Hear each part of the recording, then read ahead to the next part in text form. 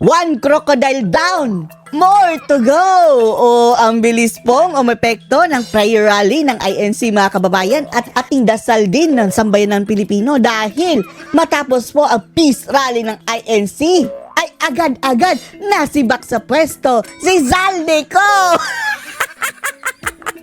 Ang isa sa mga may hawak daw ng budget ng bansa mga kababayan. Sabi ni VP Sara, tanggal na po sa pwesto! At least mga kababayan, isa-isa nang nagugurgur ang mga buhaya. Ang saya-saya, di ba? Panoorin nyo po. At ang nagpasibak po mismo nito mga kababayan ay walang iba kundi si Charis Pimpeng. Hindi po. Si Jake Cyrus. Anong pangalan? Si Sandro Marcos mga kababayan. Ang panganay na anak ni BBM. Oh. I move to declare vacant the position of chairperson of the Committee on Appropriations. Oh, si Zaldico na yun mga kababayan. There's a motion. The chair hears no objection. Walang objection ni isa. Unanimous decision. Eh yan, kambal yung buhaya niya, oh. Kailan yan masisibak sa pwesto? Said motion is carried. Oh, no objection. Pag! Oh. Session suspended. Oh, suspended. Yan ang sinasabi natin mga kababayan. Na ang lahat ng ito, dyan sa Kongreso mga kababayan, ay hawak lahat ni BBM. Isang ganyan lang niya, oh. Sibak na yan, pati yung tambalustos na iyan. Kayang-kaya yung ipasibak ni BBM mga kababayan ng isang pitik. Pero hinahayaan niya eh. Meaning, may consent niya mga kababayan. Oh. At ito, isang buhayan niya, nagkalat. Pinasobrahan kasi mga kababayan eh. Sumobra siguro sa kaswapangan. Oh. Ayan, nagresulta na sibak na. Unti-unti na silang gumuguho mga kababayan. Para silang nagkanibalize ng mga kababayan at kinakain na nila ang isa't isa. Ano ang dahilan ng pagkakatanggal kay Congressman Zaldico bilang chairperson ng Si House Back to Committee the on Backs. Appropriations? O June, walang binanggit na partikular na detalye si ako Bicol Party List Bakit, Representative Zaldi? Saldico kaugnay nung sinasabi Oh. niyang pressing health concerns. Pressing health concerns! Kaya palang na mga kababayan, pressing health concerns! Nagkakasakit rin ba ang mga buhaya? Ano ba ang common na mga sakit ng mga buhaya mga kababayan? Sobrang kain? Nasobrahan kasi sa kain, kaya ang ginawang mga kababayan, palusot, pressing health concern. Kawawa naman. Oh, kailan magkasakit sa sa tiyan din yung isang buhaya na kakambal mo, Zaldico? O issue sa kalusugan Wow! kaya bumaba sa pwesto bilang chairperson. Lokohin yung ungas nyo. O, ibig sabihin, nagkagulo-gulo na kayo. O, yan ang sabi mga kababayan. Parang nag-away daw eh. Mayroong kumusyon. Grupo ni Tamba, grupo ni Lisa Tanas, grupo ni Aimee. Ito na ang resulta. Nagurgur at isa nilang kasamahan mga kababayan. House Committee Buti nga. on Appropriations. Pero yung pagdedeklara na bakante ang posisyon ng House Panel Chairman ay ginawa. Siguraduhin nyo lang ha, ipapalit nyo. Baka mas malala pa kay Zaldico mga kababayan. Baka ang ipalit nila mas malaking buaya pa. Sa pagbabalik sesyon ng Kamara kanina pagkatapos ng December 2024 holiday break. Sibak. Ay! May nakita tayo mga kababayan yung tabingi ang bunganga. Akla-akla yan. Si Presidential Son at House Senior Deputy Majority Leader Sandro si Marcos Charis ang naghain ng Penpenco ang mga kababayan nag-announce. Si kalook-alike lang ni Charis. sa plenaryo ng Kamara na nagdedeklarang ibakante ang pwesto ng chairperson ng House Committee on Appropriations. Walang tumutol dito kaya Walang pinagtibay agad tumutol. ito sa plenaryo ng Kamara. Si ako Bicol Party Oh, kawawa Zaldico. Buti nga sa'yo, ungas. Oh, tanggal na. Ang sinasabing Mr. Dracula ng budget mga kababayan. Representative Saldico ang chairperson ng House Committee on Appropriations. Mr. Speaker, I move Oh, binigyan ng mikropono. Baka kakantayan ha si Jake Cyrus dyan. to declare vacant the position of chairperson of the bakante. Committee on Appropriations. Oh. How about the House Speaker? Kailan mo ibabakante? Cha. Cha. Jake. There's a Ibakante motion. mo na rin para mabawasan ang problema ng Pilipinas. The chair hears no objection. Said motion is carried. Oh. Kabilang si Bakit hindi mo pukpukin ang ulo mo, tamba? Congressman Ko sa Bicameral Conference Committee na naging Oh, dito controversial. mga kababayan, tuwang-tuwa pa sila dito mga kababayan. Abote nga ang yung mga ngiti nila dahil akap napalusot nila. Afterwards, si Bak sa pwesto, Matapos Zaldico. aprobahan. Oh, dahil nagkakanibalize sila mga kababayan, kanya-kanyang pandurugas dyan ginagawa. Ang pinal na bersyon ng 2025 na Nagkakaonsehan siguro. national budget kung saan nakapaloob ang tinapyas na pondo ng Education Department. Zero government subsidy para sa Oh, Philippine Health grabe. Subsidy sa may sakit, zero. Insurance Corporation Ayuda! Grabe, 26 billion. at bilyong-bilyong pisong insertions o dagdag pondo Wow. naman para sa Department of Public Works and Highways The most corrupt budget o in history. DPWH.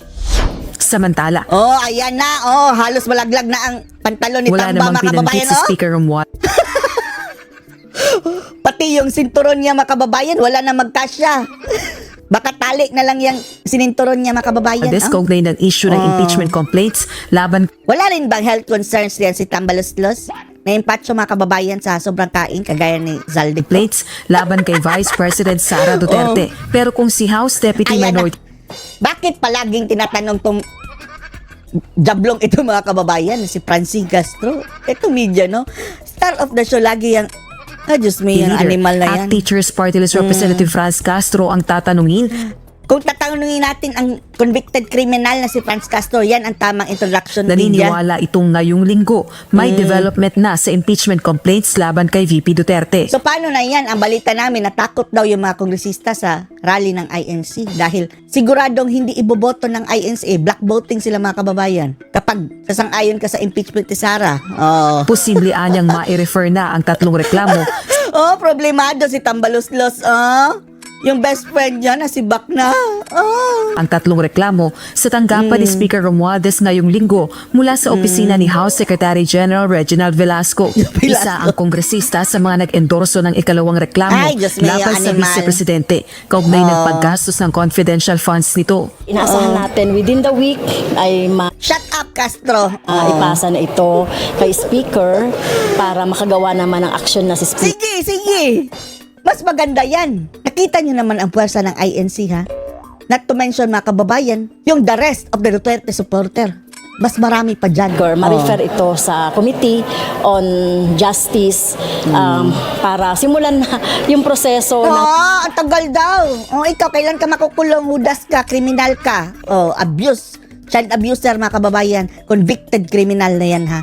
Korte na mismo ang nagsabi. impeachment. Oras na ma-refer ang impeachment complaints kay Speaker Romualdez, kinakailangang maisama ito sa Order of Business ng Kamara sa loob ng 10 Order of session days Business? matapos matanggap ito at saka pa lamang ire-refer sa Committee on Justice sa loob ng 3 session days. Go ahead! Ayon kay Secretary General Reginald Velasco, kakausapin niya ang mga kongresistang humingi sa kanya ng oras upang mapag-aralan kung mag-e-endorso ba ng isa sa naunang 3 impeachment complaints So, dagdagan niyo pa. Gawin niyo ng 10. o ng ika-4 na reklamo. Sa pagbabalik sesyon naman, iginiit ni Speaker Romualdez na pagtutuunan ng pansin ang oversight functions ng Kamara upang tugunan ng ilang hamong patuloy pa rin kinakaharap ng bansa. Yan dapat ang inulan nyo. Last year, mga kababayan, walang ibang ginawa kundi tugisin si Sara at si PRRD. Gaya ng mataas na presyo ng Tapos continue pa daw yan, mga kababayan, ha? Hanggang ngayon, tuloy-tuloy pa bilihin rin. at kuryente. In the coming weeks, we will hold oversight hearings to ensure that people's money Ang nguso na tinitamba, no? Halos. serves the people's needs. Sarap hilain. We will investigate the smuggling and hoarding Wow, siguraduhin nyo lang, masinsinan talaga yan, ha? Lahat-lahat ng smuggling at hoarder, maiimbestigahan nyo. Dahil pagkaalam namin, yung iba dyan, sangkot sa smuggling at hoarding. that undermine Kasamahan. our farmers and inflate food prices. We will probe 206 billion pesos in disallowed expenditures by the National Grid Corporation Ano of the pa? Philippines, ensuring energy reforms For sure, mga kababayan, tuloy-tuloy pa rin yung tuwadcom nila. that lower electricity costs. Bukod Umay! dito, tuloy pa rin ang investigasyon ng Kamara sa issue ng confidential funds. See? Walang katapusan, mga kababayan. Nag-file na sila ng impeachment. Confidential fund pa rin ni BP Sara. Itutuloy na hanggang 2028. Yak! And we will scrutinize the alleged misuse of confidential Issues! Oh, tapos ang bilyones na akap na ginagamit sa vote buying, sabi ni BP Sara. funds Oh. for no peso must go unaccounted for. Wow, every peso dapat hindi na unaccounted for. Galing sa Tagalustay, mga kababayan. Diyos mio. How about yung 777? Kada punta sa ano mo, sortie mo tamba na sinabi ni Magalong at nung Duterte Youth Party List. Yan ang dapat imbestigahan. Samantala, nagbigay naman ng Ayan na kani-kanilang naman, ayan na opinyon naman, ang ilang kongresista Criminal na kaugnay ng yan, oh. Mawawalan tayo ng gana, mga kababayan, sa tuwing lumalabas itong kriminal, no? Na wala ng kredibilidad, mga kababayan, para pakinggan natin. Andun pang isang yutering, mga kababayan, si Mr. Google. Umay, bahala na kayo.